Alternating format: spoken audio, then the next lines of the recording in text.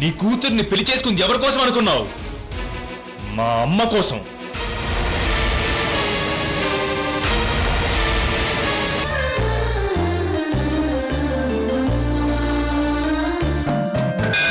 ఆడ మనసు తనదే, ఆత్మ సాక్షి తనదే, స్నేహ క్షేత్రమైన అవని స్ఫూర్తి తనదే.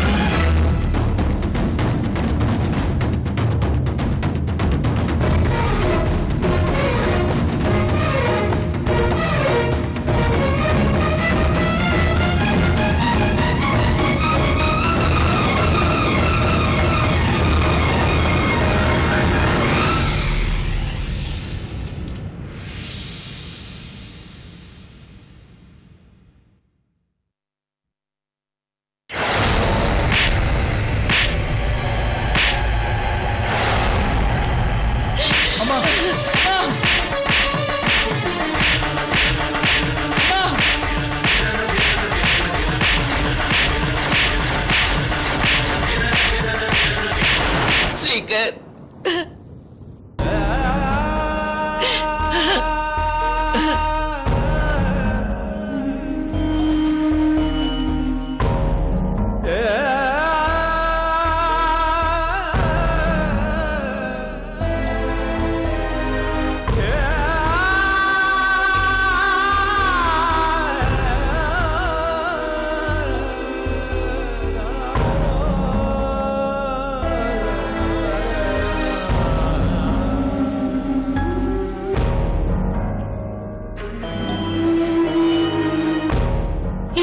త్యాగం చేసేవరా? అమ్మా, నాన్న నీకు అన్యాయం చేసి వెళ్ళిపోయి ఉండొచ్చేమో గాని నేను నీకు అన్యాయం చేయనమ్మా.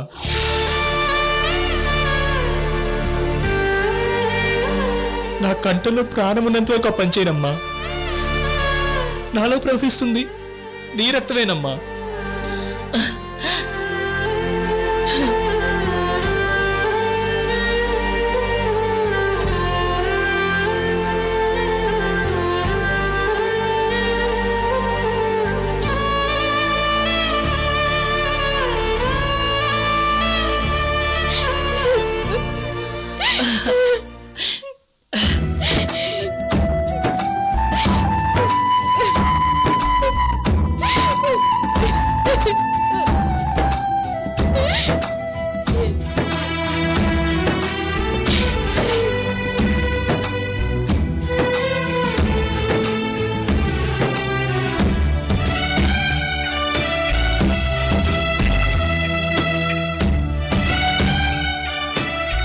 అనుష, నేనెందుకు ఈ పని చేశానో నీకు ఇప్పటికే అర్థమై ఉంటుంది. కేవలం అలైకిని గెలిపించడం కోసం నేను ఈ పని చేశాను.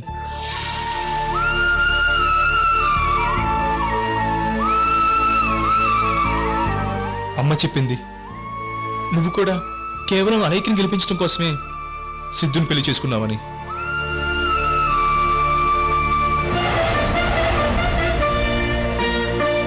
ఒరే గద్ద ముక్కు, చిన్నప్పటి నుంచి మనిద్దరి మనసులు ఒకేలా ఆలోచిస్తాయి కాబట్టి ఒకేలా ట్యూన్ అయ్యాయి.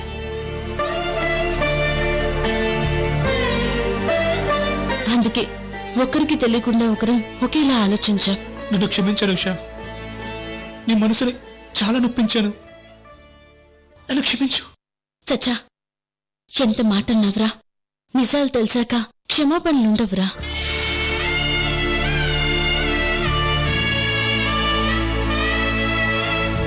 అనుషకు నేను ఎంత తగినవానో నాకు తెలియదు కానీ మీరు మాత్రం అనుషకు తగినవారు. మీరిద్దరూ made for each other young doctors.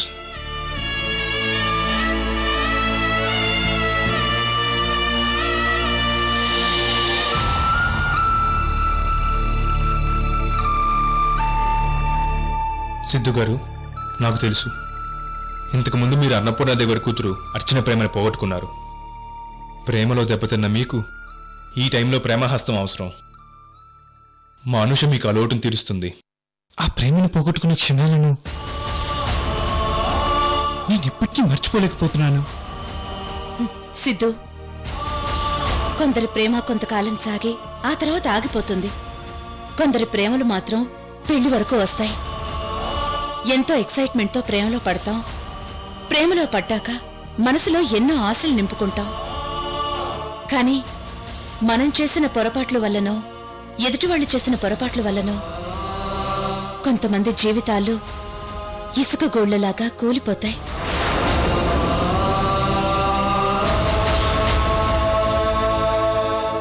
ఈ రోజుల్లో ప్రేమ మరీ ఫాస్ట్ అయిపోయింది. ఒకప్పుడు ప్రేమలేఖలు రాసుకోవటమే ఒక థ్రిల్. పెద్దలు చూస్తారేమోననే భయంతో రాసుకోవడం, ఎవరూ చూడకుండా లెటర్స్ ని అందించుకోవడం అదే పెద్ద విషయం. ఇప్పుడు mobile, net, chatting, communication easy అయిపోయింది. ప్రేమ కూడా ఈజీ అయిపోయింది. బ్రేకప్లు కూడా అంతే ఈజీ అయిపోయాయి. ఏది ఒరిజినల్లో ఏది డూప్లికేటో తెలుసుకునే లోపు మనసులు ముక్కలవుతున్నాయి. మనసులతో పాటు జీవితాలు ముక్కలవుతున్నాయి. ప్రేమ అనేది రైల్వే స్టేషన్ లాంటిది. ఎన్నో రైళ్లు వస్తూ ఉంటాయి, పోతూ ఉంటాయి. కానీ స్టేషన్ మాత్రం అలాగే ఉంటుంది. కొన్ని రాని రైళ్ల కోసం కొందరి జీవితాలు జీవితకాలం వెయిట్ చేస్తూనే ఉంటాయి. అలా వారి మనసు ఎప్పుడూ కేర్ ఆఫ్ ప్లాట్ఫామ్ గానే మిగిలిపోతుంది.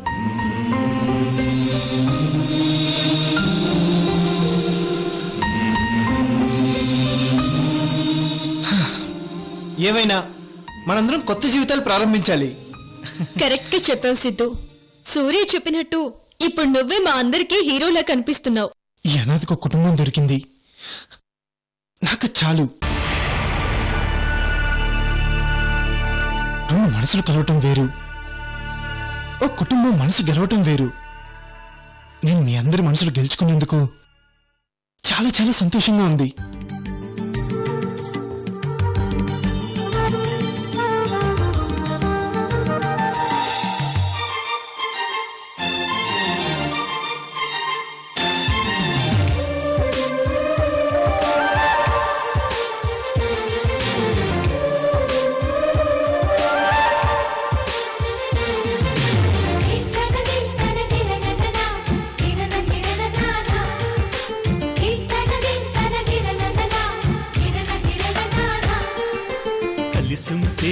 కలదు సుఖం కమ్మని సంసారం అవుతుంటే కలలు నిజం ప్రేమకు పేరంటం గుమ్మడి పువ్వుల నవ్వులతో. మీ అందరిది బంగారం లాంటి మనసు. ఒకరి కోసం ఒకరు ఎంత త్యాగం చేయడానికైనా సిద్ధపడతారు. అత్తయ్య, ఇక మనం మన ఇంటికి వెళ్దాం పదా. అవునా ఆంటీ, మీకోసం మేమంతా చాలా కంగారు పడిపోయాం. అవునత్తయ్య. నేను రాను.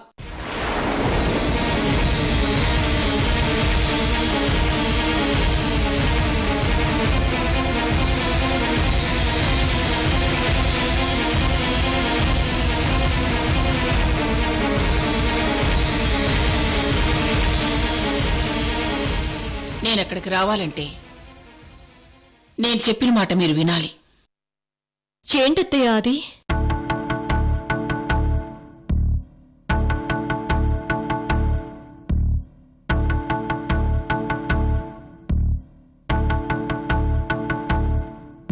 సముద్రం వర్షమై వర్షం నదులై ఆ నదులు మళ్లీ సముద్రంలోనే కలుస్తాయి.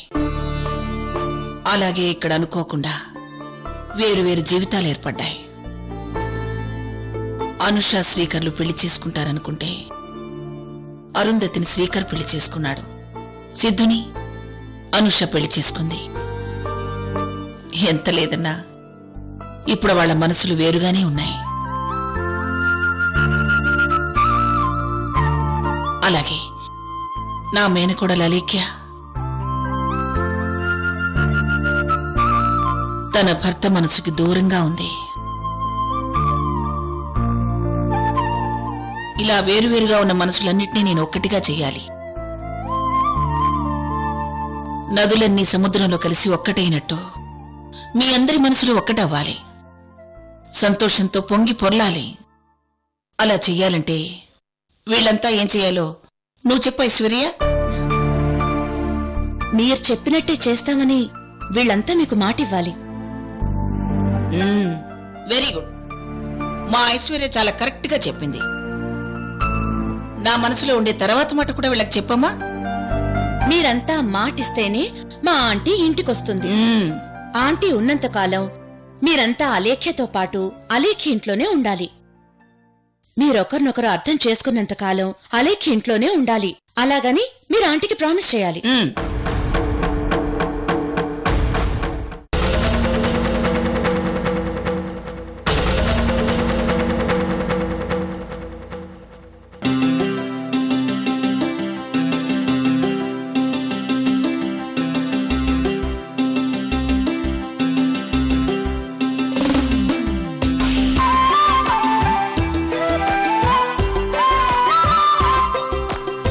హలో, పెద్ద మేనకోడలు ఐశ్వర్య గారు, మీరు మా అలేఖ్య ఇంటికి రాకుండా తప్పించుకుందాం అనుకుంటున్నారా? మీకంటే మా అలేఖ్య యోగక్షేమాలు ఇంకెవరు చూసుకుంటారండి? మీరు కూడా ప్రామిస్ చేయండి.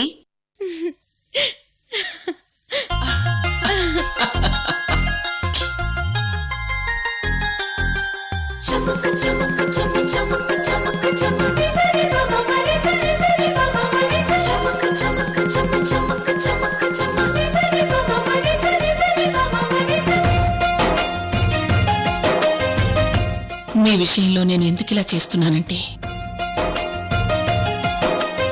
నా జీవితంలో మీ జీవితాలు కాకూడదని.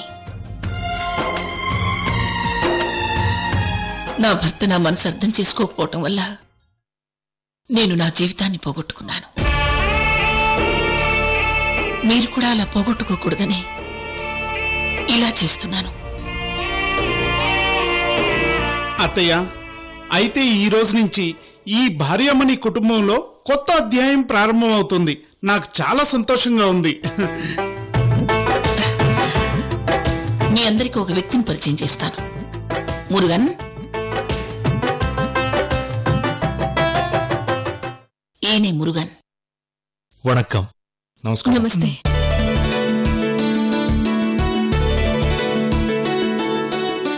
அலேக்கியா அலேக்கியம்மா என்ன தெரியுதா?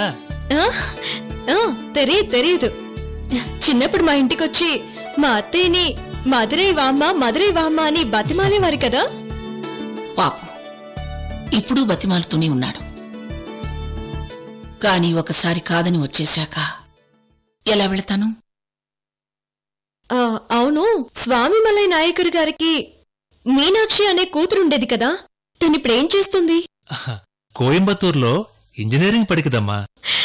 నేనెప్పుడూ చిన్నప్పుడు మధురై వచ్చినప్పుడు మీనాక్షి అప్పుడు పాకుతుంది. సరే మురుగన్, ఇక మేం బయలుదేరుతాం. అమ్మా, நீங்க కొంచెం உள்ளே வாங்கம்மா. నాయకర్, నేను కూడా వాంగ. శ్రీకర్ బాబు, నాయకర్ అన్నదే ఉంగల్దా, నీங்களும் வாங்க.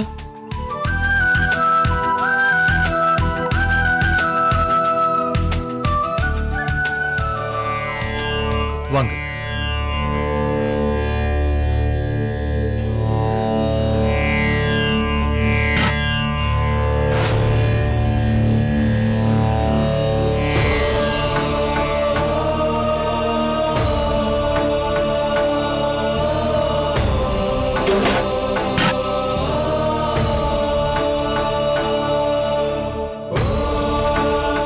அம்மா, இது உங்க சிவகிரி நாயக்கர் வம்ச பிரகாரம் அந்த ఇంటి பெரிய கோடல் கிட்டதான் இது இருக்கணும். நீங்க அந்த ఇంటినే వేండాன்னு వెళ్ళిపోయినప్పుడు ఇది అంగియే వదిలేసి వందుటంగ. ఇప్పుడు నీంగ ఇది తీసుకుని శివగిరి నాయకర్ వంశத்துకు దగ్గరవ్వాలమ్మా. తీసుకోండి.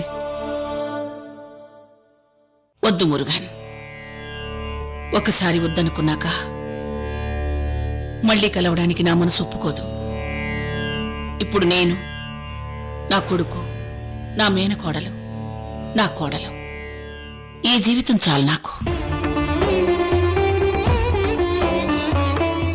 అమ్మా, బాబు శ్రీకరు,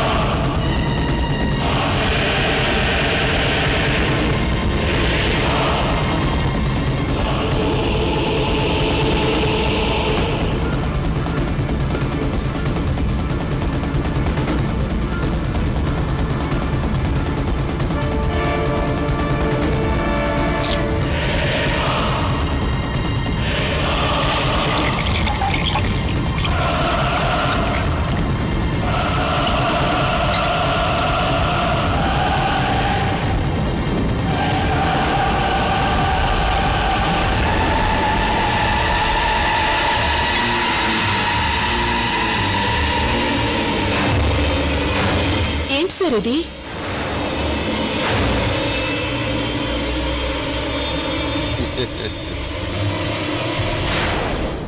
నేను ఒకసారి దెబ్బతిని థాయిలాండ్ అడవుల్లో అండర్ గ్రౌండ్కి వెళ్ళినప్పుడు అక్కడున్న నా స్నేహితులు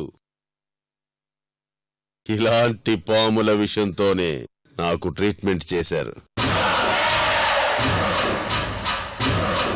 దీని వలన మన బాడీ ఎలాంటి యాంటీ సిమ్టమ్స్ నైనా తట్టుకోగలదు. మనకి ఎలాంటి బుల్లెట్స్ గాయాలైనా సరే వెంటనే కోలుకోగలం.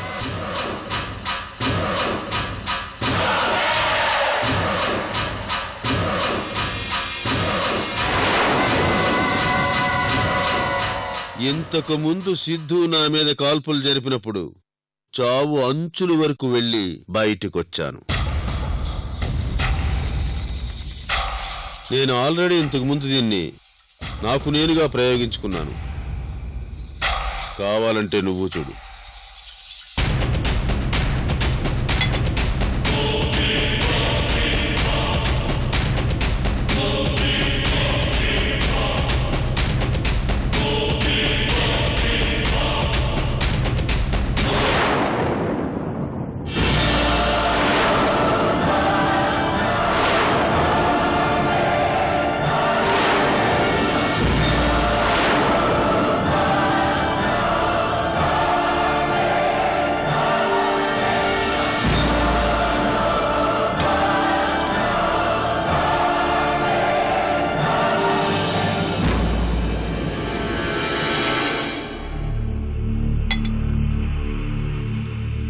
చూసావు కదా నీలంబరి, దీని వలన నాకెంత ఉపయోగమో తెలియదు గాని ఎదుటి వాళ్లకు మాత్రం చాలా ప్రమాదం.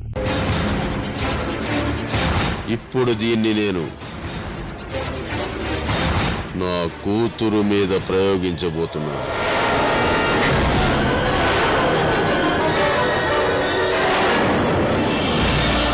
అదేంటి సార్, అరుంధతి గారి మీద ప్రయోగించబోతున్నారా? అవును, అరుంధతి మీదే. నా కూతురు ఎవరినైనా ఎదుర్కోవాలి, నా శత్రువుల మీద విజయం సాధించాలి. నా కూతురు ఎవరినైనా చంపగలిగేంత మహాస్ట్రాంగ్ గా తయారు చేయాలి. ఇది నా కూతురికి స్టెప్ బై స్టెప్ గా ఎక్కిస్తాను. శ్రీకర్ గ్యారంటీగా అరుంధతికి దగ్గరవుతాడు. చేస్తాడు.